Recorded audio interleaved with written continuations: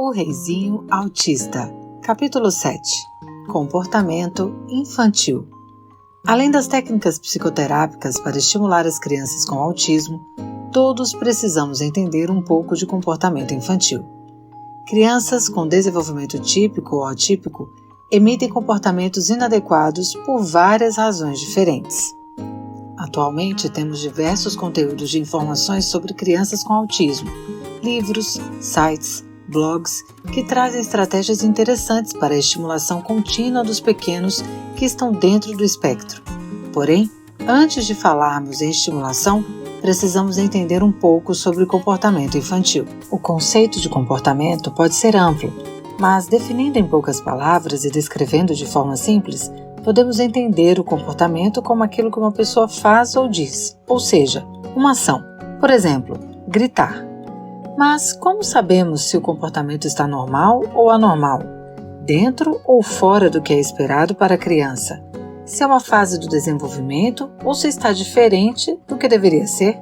Qualquer sintoma ou comportamento que traz prejuízos para a vida familiar, escolar ou social de uma pessoa deve ser investigado como transtorno. Se traz consequências ou efeitos negativos, tais como afastar amigos, desestimular os professores a ensinar, estresse em casa com pais e irmãos, pode e deve ser cuidado. Muitas vezes, a criança faz algo sem querer e, com o retorno que recebem do ambiente, selecionam esse comportamento como algo bom ou legal. Vemos no shopping, por exemplo, muitas crianças chorando e se jogando no chão quando os pais não compraram um determinado brinquedo. Quando a criança fica triste, é normal chorar. Essa é uma reação esperada quando estamos tristes, mas se ao fazer isso os pais ficam envergonhados e cedem em dar o brinquedo, a criança pode associar que esse comportamento foi bom para ela. Nas próximas vezes, poderá fazê-lo intencionalmente. Chorar, por exemplo, é um comportamento normal que todos emitimos desde que nascemos. Os bebês choram para se comunicar, para expressar sentimentos, fome, dor, frustração. Com o passar dos meses, outras formas de comunicação começam a entrar no lugar do choro. Por volta de 6 meses de idade, os bebês aprendem a trocar balbucios, começam a apontar na direção do que desejam e refinam estratégias de interação. Com 1 ano de idade, já falam palavrinhas isoladas, principalmente para expressar o que querem. O desenvolvimento nas crianças com autismo não ocorre assim. Há atraso na comunicação social, o que faz parte do critério diagnóstico do TEA. Com isso, o choro pode ocupar um lugar que seria da linguagem. Alguns bebês com autismo extrapolam o padrão típico de choro. Podem chorar por horas, sem nada que os console. Como têm dificuldade de se expressar de outra maneira, a tendência é de ficarem mais frustrados e entrar em um estado de desregulação emocional e sensorial. Com isso, as pessoas em volta terão ainda mais dificuldade de entender o que eles querem e, assim, entrar em um ciclo de frustração inconsolável. Depois de algum tempo, a própria criança não sabe mais o que quer ou o que fazer para se acalmar.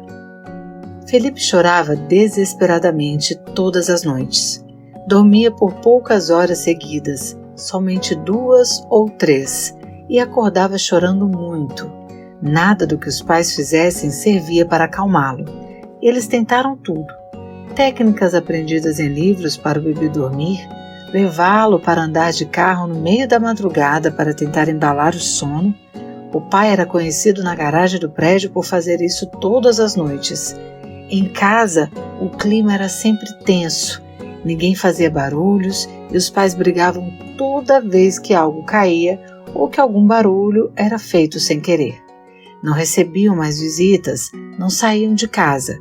Viviam em função de minimizar as possibilidades de desorganizar o filho e tornar os dias e as noites ainda mais difíceis. Todas as noites foram assim, até os 2 anos de idade, quando os pais descobriram o diagnóstico e buscaram recursos comportamentais e medicamento para organizar a criança. A criança desenvolve vários comportamentos e esse repertório se amplia à medida que ela vai crescendo.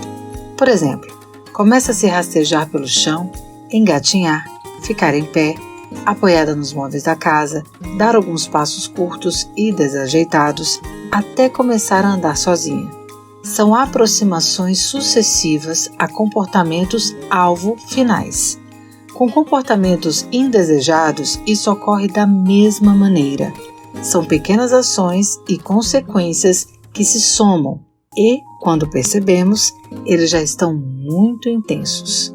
É importante saber técnicas e ter a prática do manejo desses comportamentos, que costumam ser ainda mais acentuados em criança com autismo.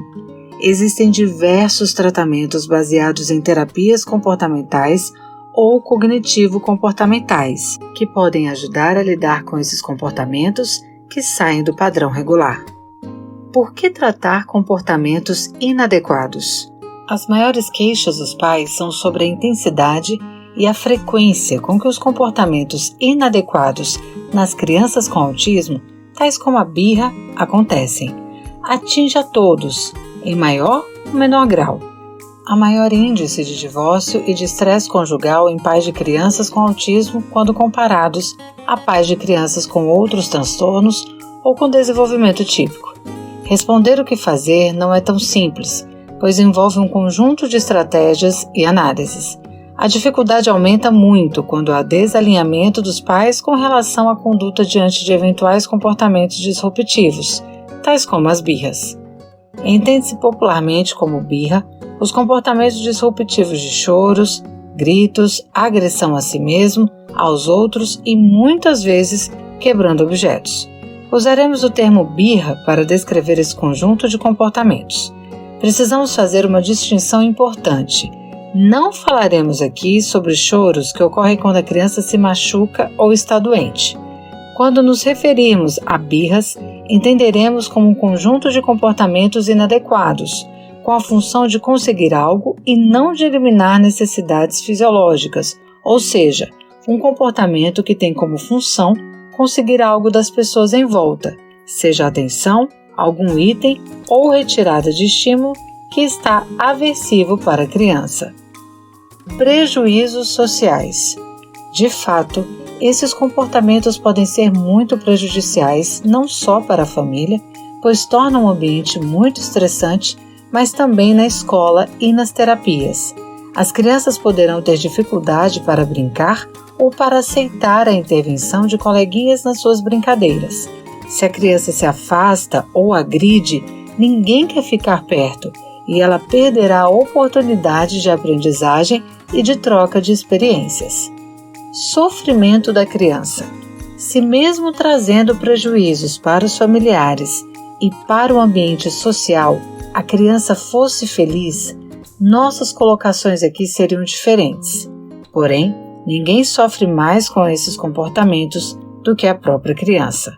Entrar nesse nível de estresse é extremamente prejudicial ao organismo. Nesses momentos, hormônios em excesso, como a adrenalina, por exemplo, são liberados desnecessariamente no organismo. Rafa está com 1 ano e meio, fica muito irritado algumas vezes, chora exaustivamente. Os pais tentam adivinhar o que ele quer oferecendo inúmeras opções, mamadeira, olham a fralda, pegam no colo e tentam fazê-lo dormir. Tudo sem sucesso. Ao entregarem um brinquedo específico em uma tentativa aleatória de fazer com que ele pare de chorar, Rafa cessa o choro e chega a adormecer de tão cansado. Tamanho foi seu esforço para conseguir o que deseja. Rafa está dentro do espectro e apresenta desde muito pequeno dificuldades em se comunicar e se utiliza de comportamentos inadequados para isso. O problema é que enquanto a criança usar as birras para se comunicar, ela vai aprender muito pouco e, consequentemente, viver cada vez mais isolada em seu mundinho singular. Precisamos ensinar para essas crianças comportamentos alternativos. Terrible 2 ou 2 anos terríveis. É fundamental saber diferenciar esse transtorno do comportamento de um comportamento opositivo e desafiador normal que toda criança experimenta durante seu desenvolvimento, conforme cresce e ganha mais autonomia. Por exemplo, costumamos dizer que nós, seres humanos, quando nascemos, ganhamos um kit de sobrevivência, nosso cérebro. Apesar de sermos os seres mais desenvolvidos do planeta, ao nascer possuímos um cérebro pequeno e pouco desenvolvido, diferentemente de outros animais, como um bezerro ou um cachorro, que logo após o nascimento já são capazes de se locomover e procurar a mãe para se alimentar. Um bebê humano é um ser completamente dependente até pelo menos os primeiros anos de vida. O que um bebê recém-nascido faz quando está com fome? Quando está com sede? Quando está com frio? Quando deseja a companhia da mãe? Quando não tem nada para fazer? A resposta será sempre a mesma: chorar. Na verdade, a natureza muito sábia nos equipou com esse kit básico de sobrevivência, capaz de despertar a atenção da mãe sempre que necessário e que proporcionou a perpetuação da espécie nos últimos 200 mil anos. No decorrer dos dias, meses e anos após o nascimento, esse cérebro pequeno, com poucas células nervosas e conexões sinápticas, se desenvolverá, ganhará peso, novas redes neurais e em algum tempo esse ser vivo será capaz de atribuições fantásticas, ganhando muita autonomia.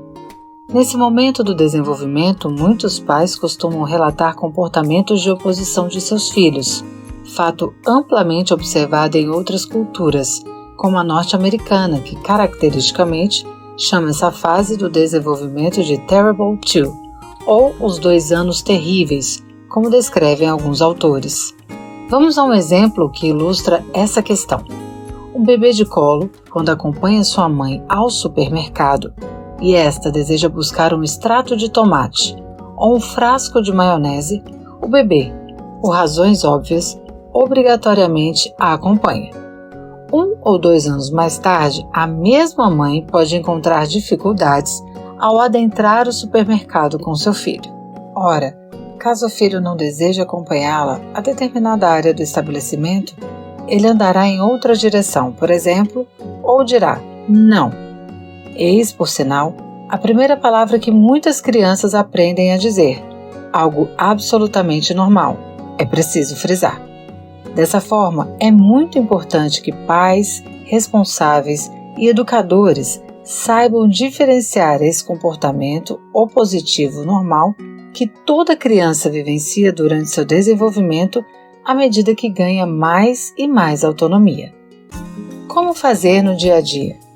Fomos criados de forma a não considerar as atitudes adequadas porque são obrigação e a dar muita atenção para a criança em comportamentos inadequados. Por mais que discordemos da educação que recebemos, essas mensagens ficam implícitas na nossa memória e tendemos a reproduzir o padrão, mesmo quando não concordamos com ele. Paramos tudo o que estamos fazendo para dar uma bronca, mas não fazemos o mesmo para elogiar ou para dar atenção quando a criança está brincando adequadamente. Ficamos felizes por isso e a deixamos lá. A primeira coisa a aprender será fazer uma análise dos nossos comportamentos e dos comportamentos das crianças. Como estamos reagindo nesses momentos? O que fazemos antes e depois que um comportamento disruptivo ocorre? A teoria que envolve esse raciocínio é baseada na teoria de Skinner, de análise do comportamento aplicada. Análise funcional do comportamento. Inicialmente, precisamos entender qual é a função do comportamento. O que isso significa? Função nada mais é do que o objetivo que a criança tem com aquela ação. Em crianças com autismo, a limitação da linguagem e a dificuldade na compreensão das sutilezas sociais de sentimentos ou intenções fazem com que tenham maior dificuldade em expressar e explicar o que querem ou precisam. Muitas vezes, fazem isso por meio de comportamentos. Por exemplo, um comportamento de bater em si ou em outra pessoa parece agressivo, mas comumente a criança com autismo não tem como objetivo agredir, querer causar dor ou machucar. Bater pode ter sido uma forma inadequada de dizer que não está gostando do que aquela pessoa está fazendo ou simplesmente um não. Dudu tem 3 anos e sempre que não quer mais comer, morde o dorso da mão. A mãe de Dudu se preocupa muito com esse comportamento do filho, mas sempre que Dudu emite esse comportamento, ela imediatamente o tira da cadeirinha e o coloca no chão. Dessa forma, a criança aprendeu que morder o dorso da mão é uma maneira de dizer não quero mais comer, já que sempre que faz isso, obtém aquilo que deseja, sair da cadeirinha. Devemos ter muito cuidado para entender, pois podemos punir a criança e piorar a situação. Assim, não estamos ensinando a ela qual a forma correta a fazer naquela situação. Para ajudar a entender os comportamentos, temos 3 regrinhas. Analisar o antecedente. O que aconteceu com a criança imediatamente antes do comportamento inadequado acontecer? Quais foram os gatilhos que desencadearam a reação? Identificar o comportamento. Qual foi a resposta ou comportamento emitida pela criança em decorrência do estímulo antecedente? Identificar o que acontece depois. Quais são as consequências que o comportamento gerou? Possíveis consequências que aumentam a frequência dos comportamentos. Reforço positivo. Uma pessoa dá atenção ou entrega um brinquedo quando a criança emite um comportamento inadequado, com o objetivo de acalmá-la. Reforço negativo. Uma pessoa para de exigir algo da criança, deixa-a sair de uma tarefa, por exemplo, quando a criança está fazendo lição e começa a chorar. A professora deixa que ela saia e dê uma voltinha para se acalmar. Reforço automático. A criança faz algo para satisfazer as próprias necessidades, comportamentos estereotipados ou que tragam alguma satisfação sensorial.